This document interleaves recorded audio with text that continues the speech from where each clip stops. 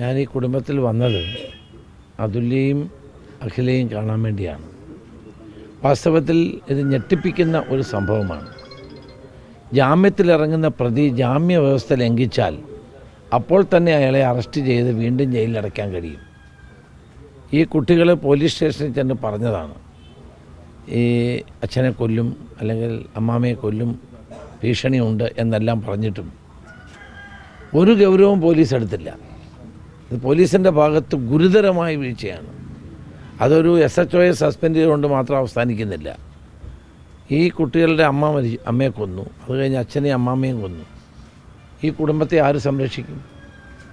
അപ്പോൾ പോലീസിൻ്റെ ഗുരുതരമായ വീഴ്ചയിലൂടെയാണ് ഇത് സംഭവിച്ചിരിക്കുന്നത്.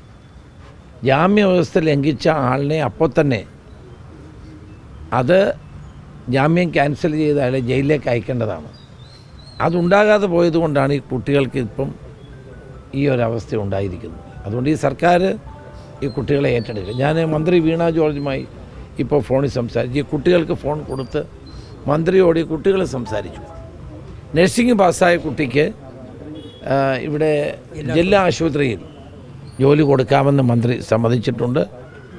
അതുപോലെ പഠനം നടത്തുന്ന BCom പഠിക്കുന്ന അതുല്യയ്ക്ക് എല്ലാ സഹായവും ചെയ്തു കൊടുക്കാമെന്ന് ഇപ്പോൾ മന്ത്രി സമ്മതിച്ചിട്ടുണ്ട്.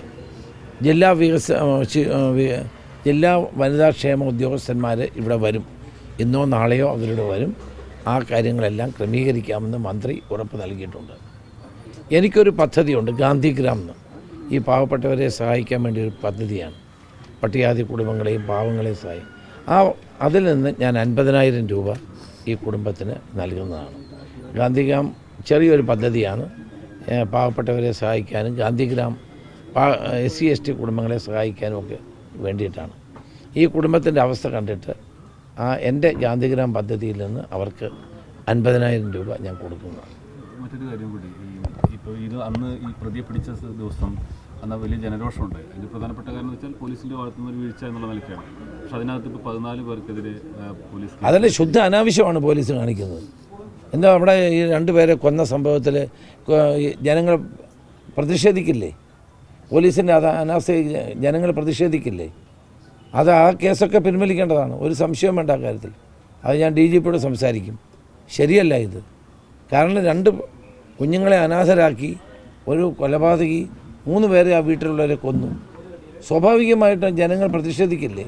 ഇത്രയെല്ലാം ഉണ്ടായോ അവിടെ? ഇതിൽ കൂടുതൽ സംഭവം ഉണ്ടായതിനേമല്ലോ.